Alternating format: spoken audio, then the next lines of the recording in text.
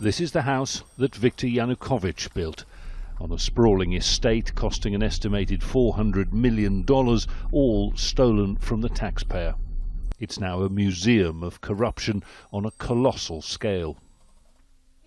But 5 years since Ukraine's former president was forced to flee into exile in Russia, corruption remains an evil the country can't seem to shake off. You cannot build reform when all the state, all the institutions are corrupted. It's another day in court for Vitaly Shabunin, a prominent activist who's made plenty of enemies investigating corruption among officials. A chemical substance thrown at him last year did no lasting damage, but it could have been worse. Another anti-corruption activist, Katerina Hanchuk, was the victim of an acid attack that killed her, slowly, after 3 agonizing months in hospital. You're willing to die? Of course, I am not willing to die, but it's part of my job.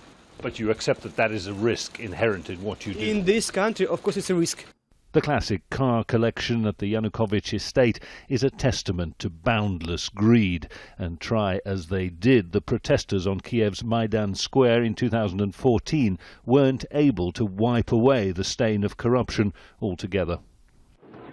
People were coming here to say that they cannot tolerate corruption in Ukraine. Corruption kills the future. Alexander Daniluk was Ukraine's finance minister until last summer, when he was fired for refusing to be part of a government scheme to buy the votes of MPs in parliament.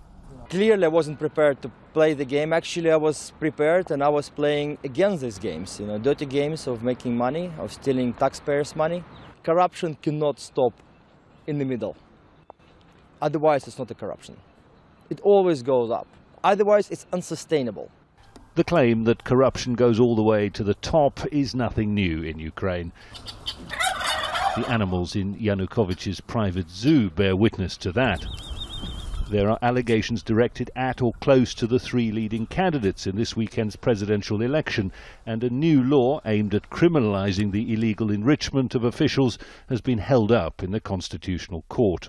The man who built all this, former President Viktor Yanukovych, now lives a life of obscurity in Russia. But despite efforts to reform it, there are still traces of the system he left behind. People who feel that a position in parliament, a position in government, are certain routes to easy riches. And possibly in Ukraine, there always will be. Jonah, Al Jazeera, Kiev.